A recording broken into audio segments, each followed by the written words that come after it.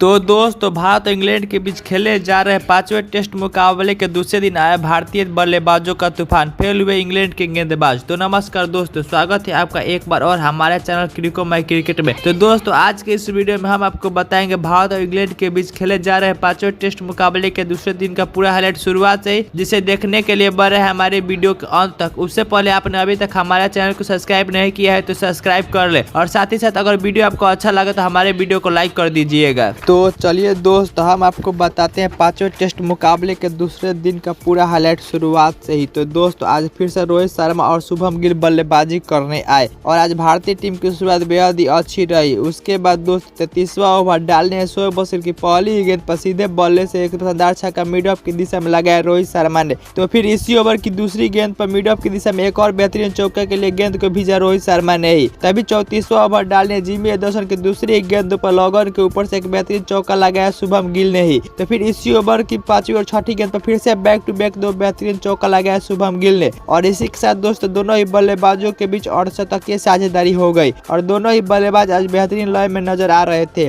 तभी 37वां ओवर डालने शोएब बशीर की छठी गेंद पर रोहित शर्मा को इनसाइड एज का एक चौका मिल गया। तो फिर इसके बाद 38वां ओवर डालने मार्कुट की तीसरी और चौथी गेंद पर बैक टू बैक दो शानदार चौका लगाया शुभम गिल ने। और इसी के साथ दोस्तों शुभम गिल अब 49 रन पर पहुंच गए थे। तभी फिर से 40वां ओवर डाले मार्कुट की पहली गेंद पर शुभम गिल ने सिंगल लेकर अपना इस सीरीज का में अपना चौथा अर्धशतक पूरा कर लिया और शुभम गिल बेहतरीन लय में नजर आ रहे थे। तभी फिर से 42वां ओवर डाले मार्कुट की तीसरी और पांचवी यानी एक ही ओवर में दो बेहतरीन चौका लगाया शुभम गिल ने और दोनों ही बल्लेबाजों के बीच अब 99 रन की साझेदारी हो गई थी। इसके बाद फिर से 46वां ओवर डालने फिर से मार्कुट की तीसरी गेंद पर मेरी ऑफ की दिशा में एक बेहतरीन चौका लगाया रोहित शर्मा ने। और इसी के साथ दोस्तों दोनों ही बल्लेबाजों के बीच 7 तक की साझेदारी हो गई और दोनों ही बल्लेबाजों ने समझ बूझकर पारी को आगे बढ़ा रहे थे। तभी फिर से 48वां ओवर डालने मार्कुट की दूसरी और पांचवी यानी एक ही ओवर में दूसरे चौका लगाया ड्राइव के जरिए शुभम गिल ने। तो फिर इसी ओवर की पांचवी गेंद पर रोहित शर्मा ने लेग साइड की दिशा में गेंद को 4 रनों के लिए भेज दिया। और इसी के साथ दोस्तों अब दोनों ही बल्लेबाजों की टीमों का स्कोर बराबर हो गया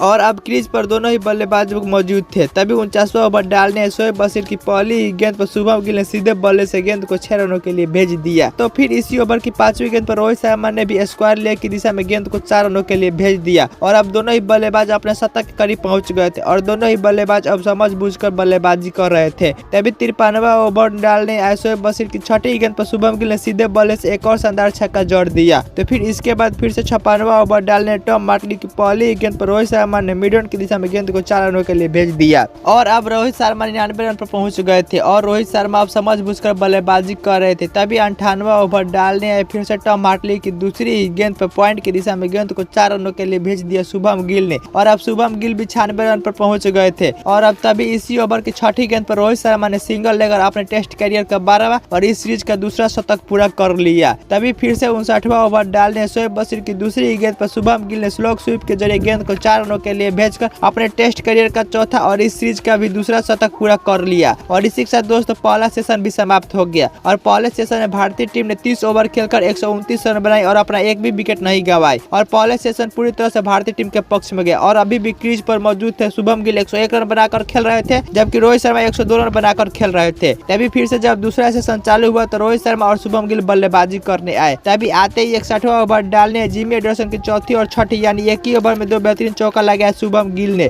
तभी फिर से 62वां ओवर डालने बेन स्टोक्स ने अपनी पहली ही गेंद पर रोहित शर्मा को क्लीन बोल्ड कर पोलैंड भेजा और भारतीय टीम को दूसरा झटका दिया। रोहित शर्मा इस मुकाबले में शानदार बल्लेबाजी करते हुए 162 गेंदों में 103 रन की बहुत शानदार पारी खेले। रोहित शर्मा के आउट होने के बाद नए बल्लेबाज के रूप में देवदत्त पाडिक्कल बल्लेबाजी करने आए और आते ही आज देवदत्त पाडिक्कल ने इसी ओवर की पांचवी गेंद पर आउटसाइड के एक चौका मिल गया और आज अपना चौका से खाता खोला। तभी फिर से 63वां ओवर डालने जिमी एंडरसन ने अपनी दूसरी गेंद पर शुभम गिल को क्लीन बोल्ड कर पोलैंड भेज दिया और भारतीय टीम को तीसरा झटका दिया। शुभम गिल इस मुकाबले में शानदार बल्लेबाजी करते हुए 150 गेंदों में 110 रन की पारी खेले। शुभम गिल के आउट होने के बाद नए बल्लेबाज के रूप में सरफराज खान बल्लेबाजी करने आए। तभी फिर से 64वां ओवर डालने बेन स्टोक्स की चौथी गेंद पर देवदत्त पाडिक्कल ने ड्राइव के जरिए गेंद को 4 रनों के लिए भेज दिया। तभी फिर से 65वां ओवर डालने जिमी एंडरसन की चौथी और पांचवी गेंद बैक टू बैक दो शानदार चौका देवदत्त पाडिक्कल ने और इसी ओवर में एक प्योर इनसाइड एज का चौका मिल गया और देवदत्त पाडिक्कल भी आज अच्छी लय में नजर बुझा रहे थे और समझ बूझकर बल्लेबाजी कर रहे थे। तभी 66वां ओवर डालने फिर से बेन स्टोक्स की पांचवी गेंद पर सरफराज खान को भी एक आउटसाइड ऑफ की दिशा में गेंद को 4 रनों के लिए भेज दिया और सरफराज खान भी समझ बूझकर बल्लेबाजी कर रहे थे। तो इसके बाद फिर से दोस्तों 67वां ओवर डालने जिमी एंडरसन की चौथी गेंद पर देवदत्त पाटिकल ने कवर के पॉइंट की दिशा में गेंद को 4 रनों के लिए भेज दिया और देवदत्त पाटिकल भी अब तेज गति से रन बना रहे थे। तभी 69वां ओवर डालने जिमी एंडरसन की पहली, तीसरी और पांचवी यानी एक ही ओवर में 3 बेहतरीन चौका जड़ा देवदत्त पाटिकल ने और अब देवदत्त पाटिकल बहुत ही तेजी से रन बना रहे थे और अब पूरी तरह से सेट हो चुके थे। तो इसके बाद फिर से दोस्तों 75वां ओवर डालने टॉम हार्टली की पहली और चौथी गेंद पर यानी एक ही ओवर में 2 बेहतरीन चौका जड़ा सरफराज खान ने और इसी के साथ दोस्तों अब सरफराज खान और दोनों ही बल्लेबाजों के बीच अर्धशतक की साझेदारी हो गई और सरफराज खान भी अब तेज गति से रन बना रहे थे। तभी फिर से 76वां ओवर डालने मार्कवुड की पांचवी गेंद पर एक ही ओवर में 2 बेहतरीन चौका जड़ा